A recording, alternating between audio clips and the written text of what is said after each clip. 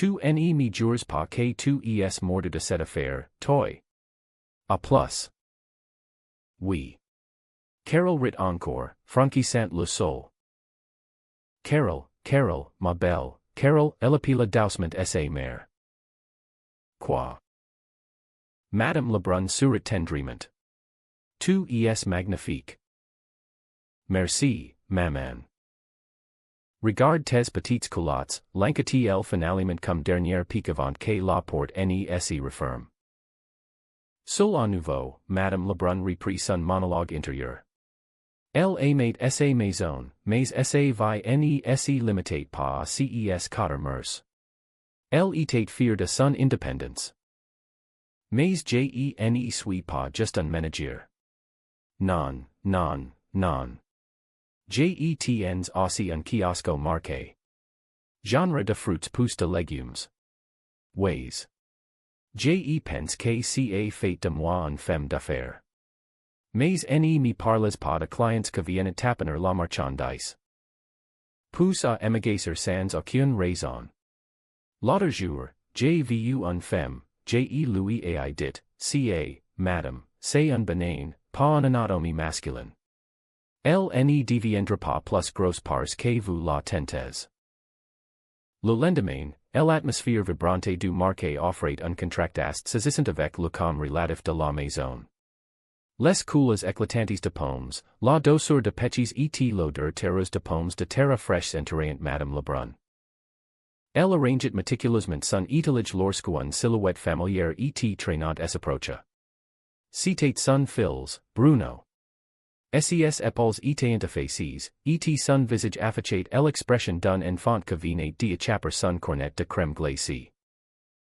Madame Lebrun s'arrêta, essayant ses mains sur son tablier.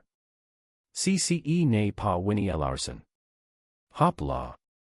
Il n'a pas l'aérophile. Je pense que tu ferais aussi bien d'alors te rejoindre dans ta forêt enchantée. Bruno leva de tristes vers elle.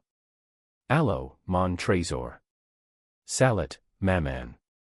Il regarda distraitement l'étalage. C'est quoi la promotion cette semaine? Des hamburgers. Elle lui donna un petit tape affectueux sur l'épaule. Ah, je leur donne bien, hein. Ways. Bruno, regarde. Elle fit semblant de jongler avec de oranges pour le faire sourire. Boum. Ah, don ca, la mouche capite. Bon, tu ilya, la, mon trésor. Pourquoi es-tu triste, mon nono? Yatil Winnie debaut à sa maman. Tu n'as pas encore de problèmes avec la police. Bruno secoua la tête, posant un profond soupir. Bien non, mais. C'est Geneviève. L'expression de Madame Lebrun s'assombrit légèrement. Ah, la belle Geneviève. Elle casse. L'écourant est toujours à Wyler. Maman, ce n'est pas un écourant, la défendit faiblement Bruno. Tu es ce que tu es fait, demanda-t-elle, passant immédiatement en mode inquisition maternelle. Elle ne rien fait, c'est juste que. Que quoi, insista-t-elle, les poings sur les hanches. Pour être honnête, je n'ai pas envie d'en parler. Madame Lebrun adoucit sa voix, voyant la détresse de son garçon. Je comprends. Tu es ce que tu es fait. Maman, je n'ai pas envie d'en parler, répéta-t-il, un peu plus fort, signe que la douleur était vive. Elle décida de ne pas insister davantage pour le moment. La nourriture était toujours le meilleur remède. Tu veux un petit café? Non, ma pause est finie, Illinois faut que j'aille retourner bien vite. Elle attrapa un biscuit sur le comptoir voisin et le glissa dans la main de son fils. Prends-toi un biscuit avant de partir. J'ai de pots douces. La nuit était tombée sur la maison de Lebrun. Le silence était presque complète, brise seulement par le léger grincement du stylo de Carol sur le papier. Elle était assise à la table de la cuisine, entouré de gros livres d'études, l'air fatigue mais concentré. Madame Lebrun entre doucement dans la pièce, vêtue de sa robe de chambre. Elle regarda sa fille avec un furt elle peinait savant à exprimer avec de mots simples.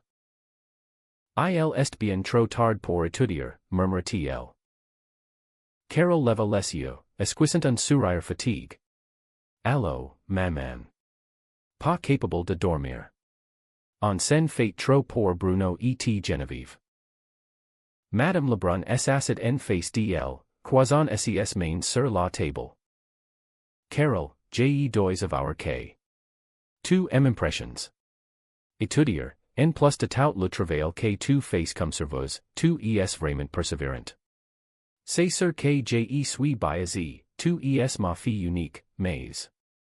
Celui que va avoir la chance de te mettre le grappin dessus, va être l'homme le plus heureux au monde. Carol parait touché par cette soudaine déclaration. C'était rare d'entendre sa mère parler avec autant de vulnérabilité. Pas pire, hein. Pour un vieux que élève sa fille toute seule. Pas vrai. Quoi? Reste à faire, ce n'est pas important. Madame Lebrun changea rapidement de sujet, incapable de maintenir l'émotion trop longtemps. Tu est ce que je vais faire pour Bruno et Geneviève. Carol soupira, fermant son livre. Oh, maman, je pense que l'on est mieux de se mêler de nos affaires et de les laisser guérir ces toutes seules. Avant que la conversation ne puisse aller plus loin, un voix gemissante s'éleva du salon. Tu es ce que grand-papa, demanda Madame Lebrun en se levant précipitamment. Je ne me sens pas bien, répondit la voix chevrotante. Madame Lebrun leva les yeux au ciel. Tu es 80 ans, c'est normal que tu ne te sentes pas bien. Maman, la reprimanda doucement Carol. Tu es ce que c'est. Peut-être que grand-papa est malade pour de vrai. Prends pas de chance, Illinois faudrait appeler le docteur Lebrun. Le docteur Lebrun, est-ce Madame Lebrun? Il charge cent piastres de la chouette en dessus de la table. Il revient cher, le grand-père. Par chance, au moins, Illinois est assuré pour ses funérailles. Maman, répéta Carol, choquée. D'accord, je vais l'appeler le docteur Lebrun. Carol se leva pour prendre le téléphone, tandis que Madame Lebrun marmonnait dans sa barbe. Tout c'est à cause de sa maudite perruche. Quoi, sa perruche? Oui, Illinois l'a trouvé mort ce matin. C'est California, Illinois doit être triste. Tu est ce que tu verras cet age là. Sa perruche est morte, Illinois est sur tu il n'est pas chez les merveilles. Avec un peu de chance. Le lendemain après-midi, le docteur Lebrun, en ama l'allure sérieuse portant sa trousse noire usée, examinait le patriarche dans le salon. Oh! Le mal, là, ca part dans les épaules pousse ca descend le long de la colonne, gemissait le vieil homme.